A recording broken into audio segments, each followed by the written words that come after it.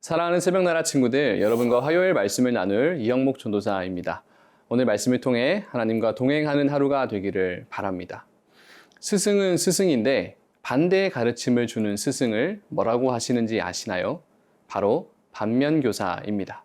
잘못된 가르침이나 실수를 보여줌으로써 너는 잘못된 길로 가지 마라는 뜻에서 반면교사로 삼아라 라는 표현을 사용합니다. 그래서 교사가 되는 건 좋지만 반면교사는 되지 않아야 하겠습니다.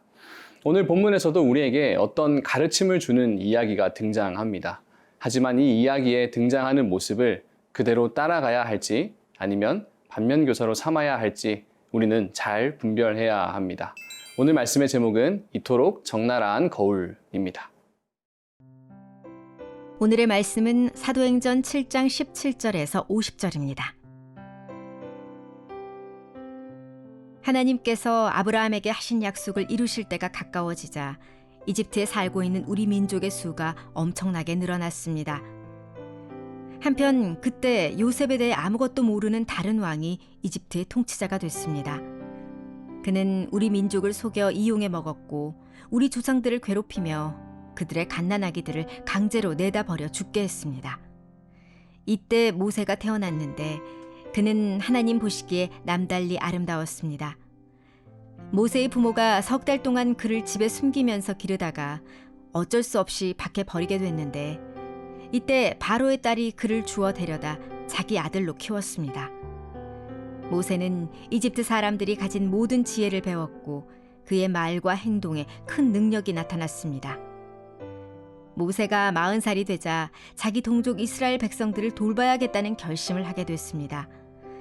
모세는 자기 백성들 가운데 한 사람이 이집트 사람에게 학대당하는 것을 보고 그 편을 들러갔다가 그 이집트 사람을 쳐 죽이고 원수를 갚아주었습니다. 모세는 자기 동족만큼은 하나님께서 자기를 통해 그들을 구원해 내실 것을 깨닫고 있으리라 생각했지만 실제로 그들은 깨닫지 못했습니다.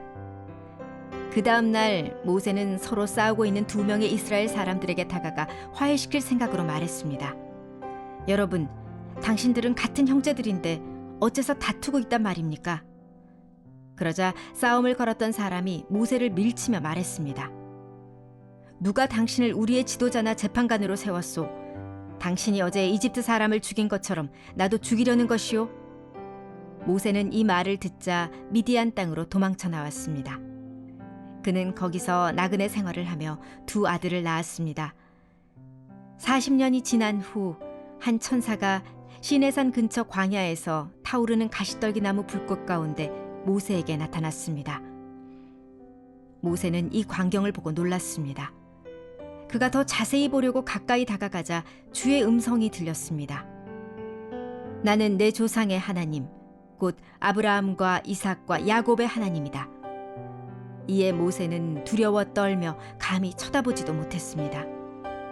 그때 주께서 그에게 말씀하셨습니다. 내 신을 벗어라. 내가 서 있는 곳은 거룩한 땅이다. 내가 이집트에 있는 내 백성이 억압당하는 것을 분명히 보았고 또 그 신음소리를 듣고 그들을 구원하기 위해 내려왔다. 자, 이제 내가 너를 이집트로 보낼 것이다. 스데반의 설교는 어제 본문에 이어서 계속됩니다. 아브라함의 부르심으로부터 시작된 스데반의 설교는 점점 클라이막스로 치닫습니다. 하나님께서 모세를 부르셔서 훈련시키시고 인도하셔서 이스라엘 백성들을 이집트로부터 구원할 계획을 세우셨습니다. 그리고 모세는 하나님의 부르심에 순종하여 이집트로 들어가 이스라엘 백성들을 이끌어내게 됩니다. 오늘 본문 36절의 말씀입니다. 모세는 백성을 이집트에서 인도해내면서 이집트와 홍해 앞에서 그리고 40년 동안 광야에서 기적들과 표적들을 행했습니다. 아멘. 이스라엘 백성들은 모세를 통해 강력한 악의 통치자였던 이집트로부터 해방됩니다. 이전에 그들은 하나님을 따라가고 싶어도 자유롭게 하나님을 따라갈 수 없었습니다. 이전에 그들은 채찍을 맞아가며 겨우겨우 먹을 것들을 얻어서 연명했습니다. 이전에 그들의 지도자는 사랑이 아닌 두려움으로 통치하는 주인이었습니다. 그러나 이제 이스라엘의 백성들은 주인이 바뀌었습니다. 아무런 소망 없이 살아가던 자들에게 소망이 생기게 되었고 두려움과 고통 가운데 살던 자들에게 생명과 사랑의 길이 열리게 되었습니다. 이것은 모세의 어떠함이 아니라 이스라엘 백성을 향한 하나님의 사랑의 결과였습니다. 그리고 모세는 그 하나님의 부르심에 순종했을 뿐이지요. 이제 자유롭게 풀려난 이스라엘 백성들은 하나님의 인도하심을 따라 광야로 나가게 됩니다. 홍해가 갈라져 그 아래를 걷기도 하고 날마다 일용할 양식인 만나와 메추라기를 통해 부족함 없이 하나님을 따라갑니다. 너무나 놀라운 기적들을 매일매일 경험하고 있는 것이죠. 하나님께서 이스라엘 백성들을 너무나 사랑하셔서 매일 놀라운 기적으로 먹이시고 인도하십니다. 사랑하는 새벽나라 친구들, 이스라엘 백성들이 경험한 이 놀라운 구원의 역사는 바로 우리들의 이야기입니다. 모세를 보내셔서 이스라엘 백성들을 구원하셨듯이 예수님을 보내셔서 그 순종으로 우리에게 자유의 길이 열렸습니다. 구원의 길이 열렸습니다. 더 이상 두려움의 노예가 아닙니다. 당장 먹을 것을 위해 사는 존재가 아닙니다. 날마다 우리를 먹이시고 인도하시는 하나님을 따라가시기 바랍니다. 그래서 우리에게 열어주신 이 놀라운 구원의 길을 매일매일 새롭게 경험하게 되는 모든 세나 친구들이 되기를 바랍니다.